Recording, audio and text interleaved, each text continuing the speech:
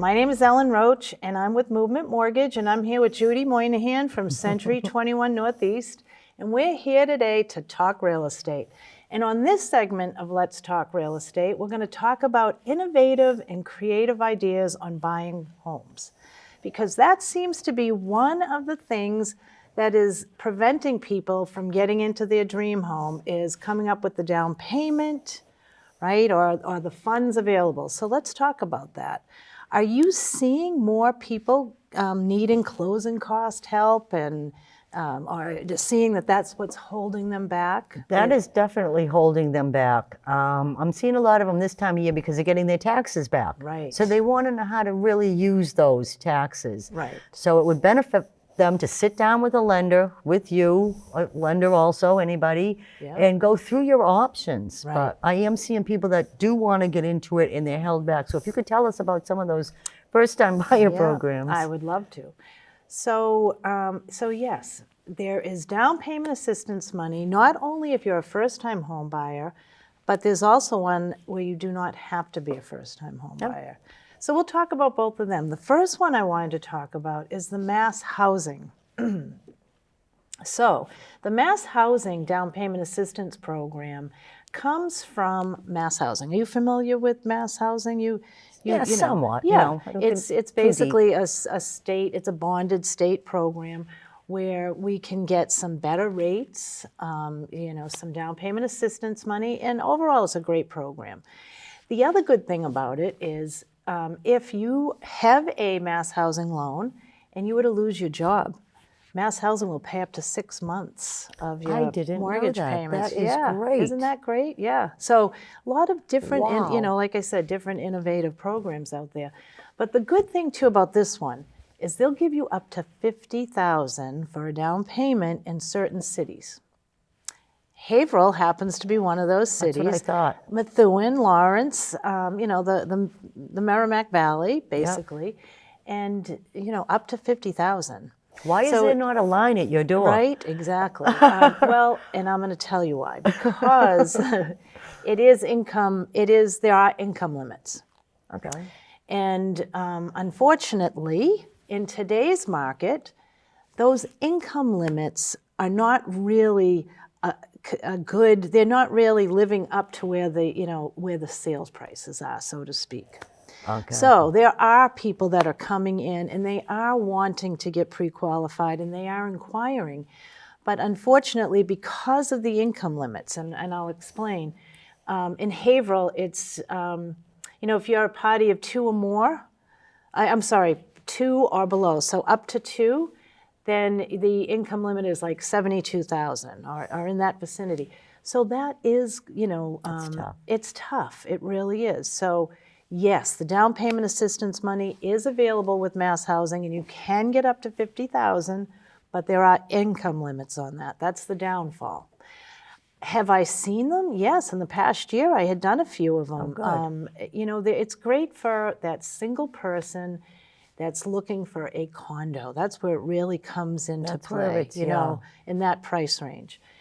Now, we also have, Mass Housing has another program that is not, it's not as income driven, or what I'm trying to say is your income limit's a lot higher. It's up to $124,000. Okay. Two people?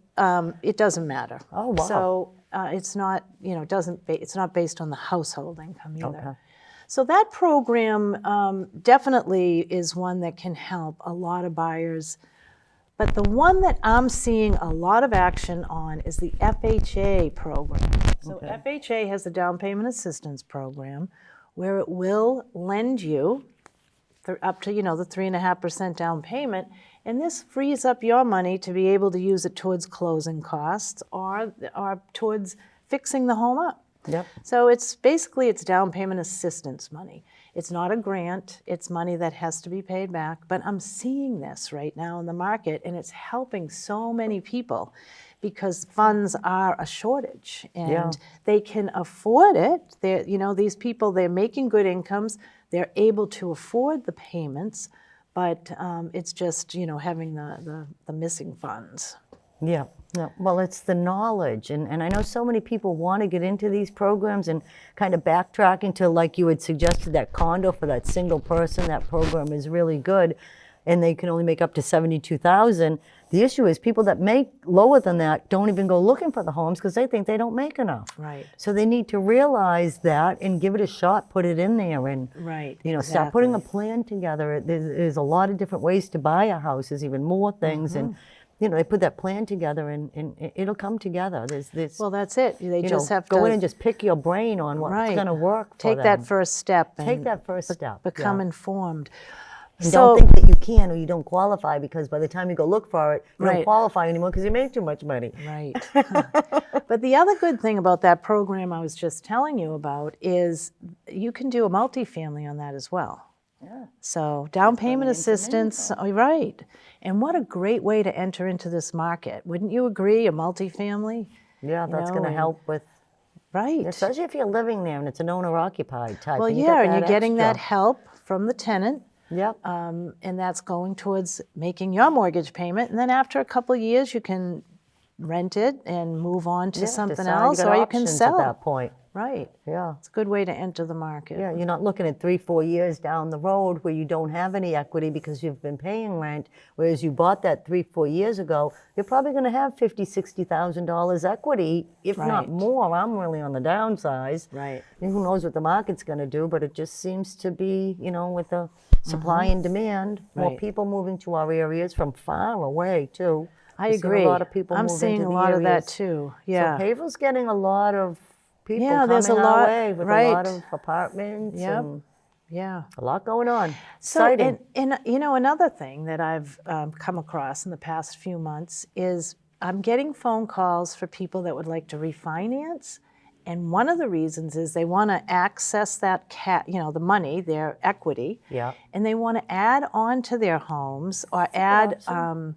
like an accessory unit, There you go. in-law. That's back with bringing the family Right, back exactly. together again. And we're seeing that. And the good thing about that is Haverhill recently had those rezoning changes, right? Yeah, So, you can You can do that you now. can do it now, right? And it's worth Another definitely, option. yeah, another option. Yeah. It's worth looking into, anyways. It it's really worth, is. It's building wealth for your family and building, moving ahead. That's really, and again, you had said the difference between renting and buying is that, you're not going to get that knock on the door either. Also that, they need the apartment or they need to move into it or they're selling the home. So Right. that's a big part of, Oh, and yeah. it's going to come right when you don't realize it, Right. and you're renting the home. It is their home. So. Right. Well, and there's nothing as great as home ownership. Oh, And the tax benefits, you can write off the love mortgage. getting people into yeah, homes. we talked about that. Yeah. So, yeah, there definitely are ways to purchase in innovative and creative ways. It's just a matter of really asking the questions and going to a buyer's seminar or reaching out to your local lenders. Pick up a phone and call Yeah. a local lender. They all want to Right. talk to you. Right. They all will talk to you. Absolutely. Yep.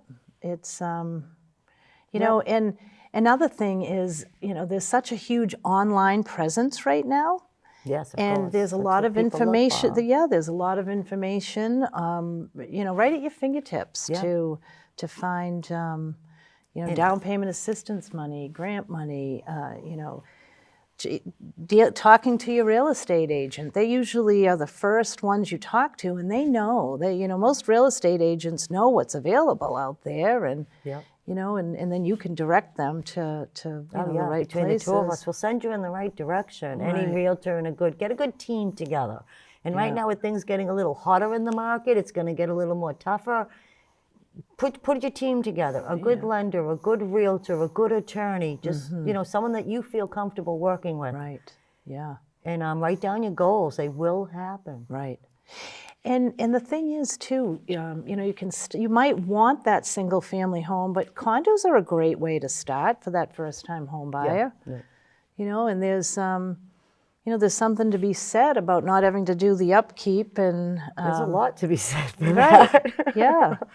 Get out there and have the shovel before you go to work at 6 o'clock in the morning. Right. I recently just bought a condo, and that was my first condo, and I was a little bit, not too sure. I was used to a single family home, but Yep. when we had that big storm, And I went out there, and they were out there at 6:15 already shoveling up to my doorstep so that my neighbor, who's a nurse, could get out that morning. Yep, And then they came back 3 or 4 more times. I was just in awe. I couldn't believe it. Yeah. I really just was like, wow, this is really pretty good. Yeah, so. Yeah, it's got its benefits. Right, it does.